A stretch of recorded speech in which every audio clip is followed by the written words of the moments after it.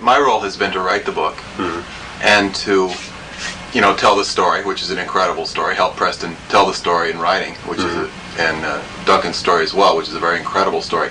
Now, there's also the role of verifying what they say, as is humanly possible. And in addition to that, finding out, what other strange, what is an objective look at this story.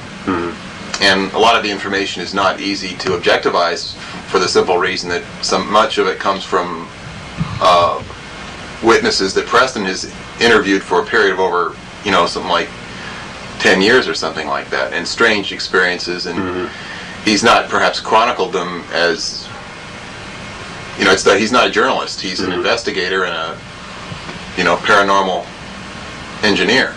Now, I think what some of the interesting things are that are an objective look is that there's been at least 3 eyewitness accounts of stealth airplanes hovering over the Montauk base, actually hovering without making any noise. A hovercraft would make a substantial amount of noise.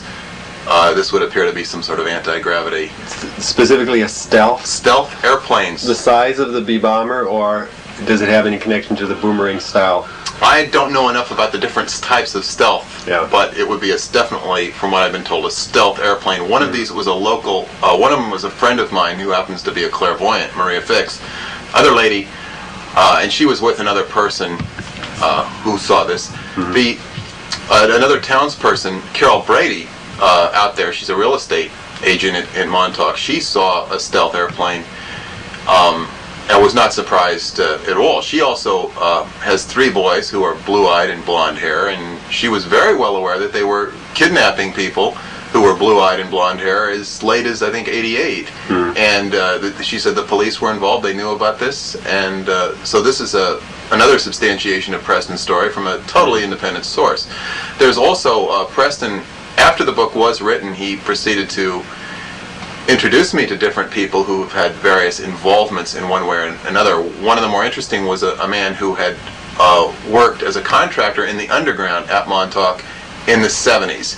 He went down there and serviced the ampletrons. He saw, I think, 20 or 24 ampletrons underground, and he serviced them. He's a nuclear physicist, and he said there's no reason on Earth you would want ampletrons down there to amplify SAGE radar signals or transmissions. There's no reason for it unless they're doing something awfully strange or unusual. So that's a very interesting piece of information. Also, his assistant said that he had seen an antenna that had been serviced. This was in, I think, 1990 or thereabouts. An antenna in the transmitter building that was actually clean and serviced with a tag. There was also the woman, the real estate agent, told me that she said they were using that SAGE radar out there, and because she would see the big reflector moving. Now, Preston said there's no way that reflector could move. On further investigation, this physicist's assistant said that there is a hand crank, and it was recently greased so that you can actually, because the motor is dead to the reflector, but you can actually manually hand crank this radar reflector. So she was quite satisfied that thing had been being used. Now, well, the motors are actually missing. Oh yeah. The crank that ran the reflector. Right, and there's other stories. One of the local historian out there had told me of an instance of him going to the base and seeing, and this is in '72, he brought a friend of his back from lunch to the base where it was heavily patrolled with people with, soldiers with guns, and one of the soldiers put a gun, as they drove up to the inner gate, right on his 3-year-old son. He told him to remove it from his son, and then he pointed it right at him.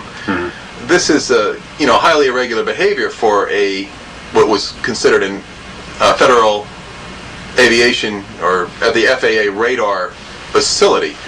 So there are many stories that would definitely corroborate that there was a secret project of a highly secure nature and highly debatable nature as to whether it had any validity. And perhaps we had shown you some pictures earlier of the programming room on the base. Now the programming room, what this was is we just recently discovered this. This is a room with one is a psychedelic room with graffiti-looking stuff that's painted in a pattern by an artist. Another one is a black and white room.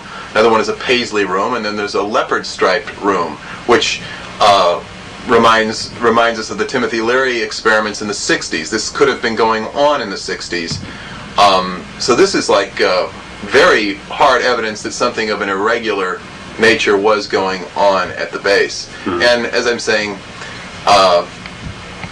we've also had Helga Morrow contact us. Helga is a woman whose father was involved in the Philadelphia and Montauk projects. Helga, her father, his name was Frederick Cuppers. She has evidence that her father did not die in, I think it was 62, like was believed, because the hair on his hands was inconsistent with the man's in the coffins. And she was surrounded by trench-coated men at the time as well. So she came here and visited us, and there was a lot of interesting collaboration with her and Preston and Duncan. But and she can go on ad infinitum about this. So I think that basically what I have to say is there's a lot to what's backing up their story. Whether or not we can prove the time that's difficult, but that will come hopefully in time. It's just like, so that's basically what I'm here, is to add some credibility to what they're saying, not to swallow their story, but to there's something here that warrants investigation and further investigation, and that's what my role is in, as I say, writing the first book. We're working on a second book, and also publishing a newsletter to further inform people on what we are finding. And I think we're going to be we're going to have a lot more stuff coming, I can guarantee you that.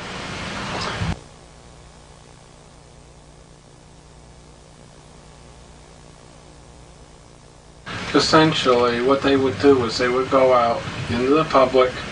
They first looked for streetwise. They were interested mainly in blonde, blue-eyed boys. They centered on the ages of maybe 10 to 16, 17. Although, as Duncan pointed out, they went a lot younger, a lot older. And what they were doing with these boys, outside the research end of it, would have had multiple parts of the project. They would take these boys and they would essentially indoctrinate them, and they would whip them to within an inch of their life. Bestiality, brutality. The idea was they wanted to break the mind. When the mind was broken at that extreme point of fear, there were two things they were interested in. There had to be an alien connection into this, because there's reports of some sort of technological device that would gather the patterns of fear. There's also reports that there were some hormones removed from the bodies after the height of fear point. Secondly, they would electromagnetically capture the mind patterns that were released from the body. They were stored in a big computer system. They would manipulate and redesign the mind, literally redesign it. Then they would use the transmitter and put that mind, that new mind, back into the body through a human psychic adept, would like reinstall it through psychosexual means. Now, the reason they picked Duncan for this is he's blonde, blue-eyed, the whole 9 yards of it. So they had to pick blonde, blue-eyed people, because part of Duncan's mind would become part of the boy's mind. Means the boy would have a third his original mind, third of his mind would be computer-oriented, and the other third would be based upon the personality consciousness of the transmitter system, Duncan, and anyone else that had an input to it. And they would want to pick the mind, so 2/3 of the mind, or maybe a third to 2/3 of the mind, would still be compatible with the body.